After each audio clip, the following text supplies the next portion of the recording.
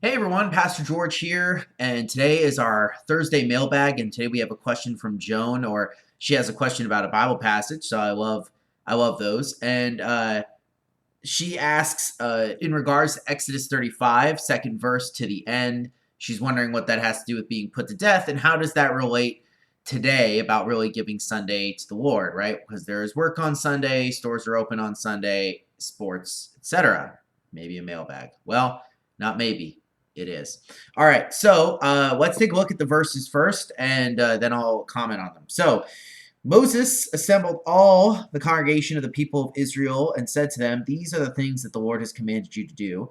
6 days' work shall be done, but on the seventh day you shall have a Sabbath of solemn rest, holy to the Lord. Whoever does any work on it shall be put to death. So, and I'll just finish that off because it's a section. You shall kindle no fire in all your dwelling places on the Sabbath day. So, what does this have to do with us today, right? That's basically Joan's question. So firstly, what does it have to do with being put to death? Well, partly God is making strictures and rules here for people to follow, and all sin, right, all breaking of law requires punishment, and punishment is death. And so that's the reason why. And the reason this is taken seriously is because, like, God's laws always should be taken seriously, but especially because we need to be like what God has called us to do, right? Because God knows that humans do not naturally tend towards rest, especially holy rest, and instead towards work. And actually, Joan, your question kind of comes in nicely here, which is, given the choice, we do push it towards work or towards other things, or making people work for our benefit, right? That's partly why stores are open on Sundays. Yeah, I mean, this is a difficult question. There's Christians who take this very seriously. Some of them are known as Sabbatarians. It's not a denomination; it's more of like a theological position. And what they do is they basically say that you should only spend Sundays in a shape of rest. You shouldn't, go out to stores and buy things. You should be at church in the morning, and then for the rest of the day, spending your time at home with your family, relaxing and resting and things like that.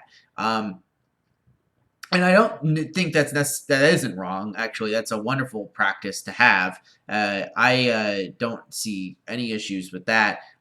Clearly, because we live in the New Testament, under the New Testament, right, under the New Covenant, we are not bound by keeping Sabbath laws when it comes to enforcing like a death penalty or anything like that.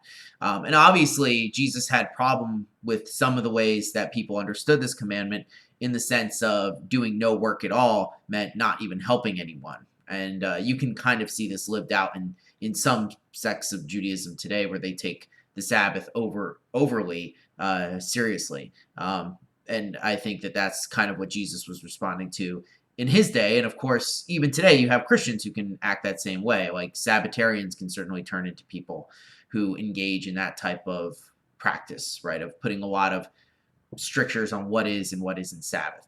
I think what's important here is this is a question that a lot of Christians have dealt with. I mean, even in the Reformation period, the King of England banned dancing around the maypole, which was, just something people did. You could consider it like a sport back then on Sundays. And so this is something that, people have been dealing with. I think what's important when it comes to the Sabbath is, are we taking God's command to rest seriously?